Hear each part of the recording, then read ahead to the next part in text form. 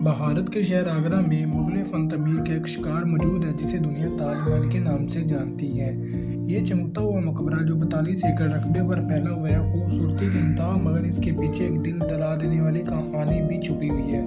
ناظرین، یہ 400 سال پرانی عمارت اپنے وقت کی سب سے بڑی اور شاندار عمارت تھی۔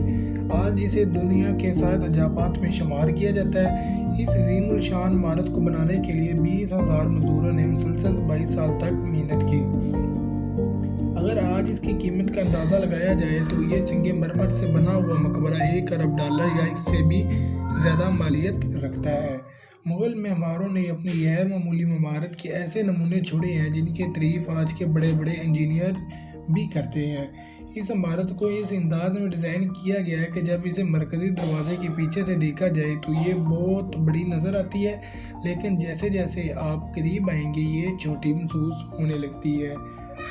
چاروں کونوں پر موجود ستون سیدھے نہیں بلکہ ہلکے سے باہر کی طرف جھکے ہوئے ہیں۔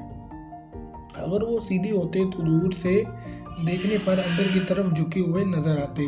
اس کے علاوہ ایک اور وجہ یہ بھی تھی کہ زلزلے کی صورت میں یہ ستون باہر کی طرف گرے تاکہ عمارت محفوظ رہے۔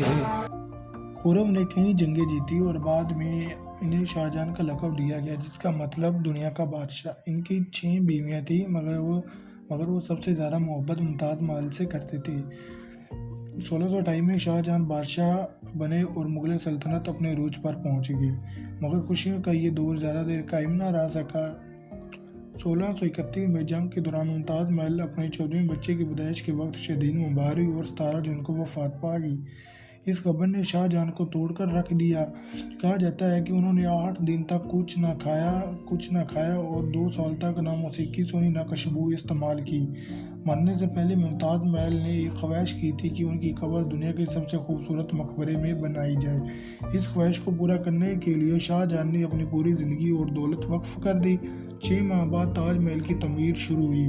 20,000 کاریگر اور مزدور پورے ملک سے لائے گئے۔ چونکہ یہ مقام دریائے جمنا کے کنارے تھا اور زمین نرم تھی، اسی لیے بنیاد بنانا مشکل کام تھا۔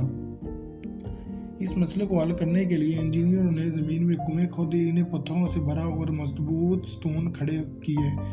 کئی سال کی محنت کے بعد عمارت تیار ہوئی، پھر اسے سنگ مرمر سے سجایا گیا۔ یہ ماربل راجستھان کے مکرانہ سے لائی گئی جو دنیا کی بہترین ماربل سمجھی جاتی ہے۔ گنبد 40 میٹر اونچا ہے جو اس وقت صرف پتھروں سے بنایا گیا۔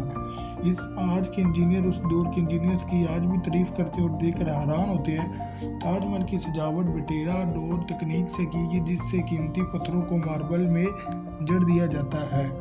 اس میں استعمال ہونے والا گوند بھی خاص اور خوشبو لیمن کے رس اور ماربل پاؤڈر سے تیار کیا گیا ہے۔ تاج محل کی ایک خاص بات یہ بھی تھی کہ یہ دن میں 4 بار رنگ بدلتا ہے۔ صبح سے پہلے سیاہ، سورج نکلنے کے بعد ہلکا گلابی اور پیلا، دوپہر میں چمکتا ہوا سفید، شام میں سنہری۔ 22 سال بعد 1654 میں یہ مکمل ہوا۔ شاہجہاں نے اس کا نام اپنی بیوی ممتاز محل کے نام پر رکھا، تاج محل۔ بعد میں ان کے بیٹے نے اقتدار سنبھال اور شاہجہاں کو قید کر دیا گیا۔